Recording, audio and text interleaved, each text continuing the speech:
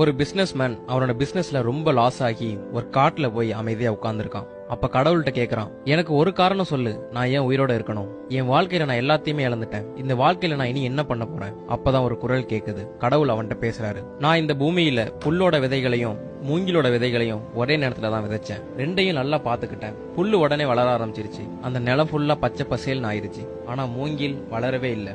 ஒரு சேஞ்சுமே அதுகிட்ட இருந்து தெரியல. ஆனா அதை நான் கேர் பண்றதை நான் நிறுத்தல. புல்லை எப்படி பாத்துக்கிறனோ அதே மாதிரிதான் அந்த மூங்கிலையும் பாத்துக்கிட்டேன். ஒரு வருஷம் ஆச்சு, மூங்கில் வளரல. 2வது வருஷம் ஆச்சு, புல்லு நல்லா அடர்த்தியா வளர்ந்துருச்சு. ஆனா மூங்கில்ட்ட இருந்து ஒரு சேஞ்சுமே இல்ல. 3வது வருஷம் ஆகியும் மூங்கில் ஒரு இலை கூட விடல. ஆனா நான் என்னோட நம்பிக்கையை விடல. அதுக்கு எப்பவுமே தண்ணி விட்டுக்கிட்டு இருந்தேன். அதை பத்திரமா கவனிச்சுக்கிட்டேன். 4வது வருஷம் ஆகியும் அது வளரல.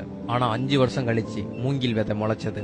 6 மாசத்துல புல்லை விட 20 அடி அதிகமா வளர்ந்து நின்னுச்சு. மூங்கி வளர்றதுக்கு 5 வருஷம் எடுத்துக்கிச்சு. அந்த 5 வருஷமும் அதோட வேரை பலப்படுத்திக்கிட்டு இருந்திருக்கு. அப்பதான் அதால 20 அடி வளர்ந்து நிக்க முடியும். நான் சொல்றதை என்னைக்கும் மறந்துடாத. உன்னோட வாழ்க்கையில நீ சந்திக்கிற கஷ்டங்கள் உன்னோட வேரை உறுதிப்படுத்திக்கிட்டு இருக்கு. அது உன்னை பலசாலியாக்குது. நான் மூங்கில என்னைக்கும் கைவிட்டதில்ல. அது மாதிரி உன்னையும் நான் என்னைக்கும் கைவிட மாட்டேன். அதனால உன் முயற்சியை நீ என்னைக்குமே கைவிட்டுறாத.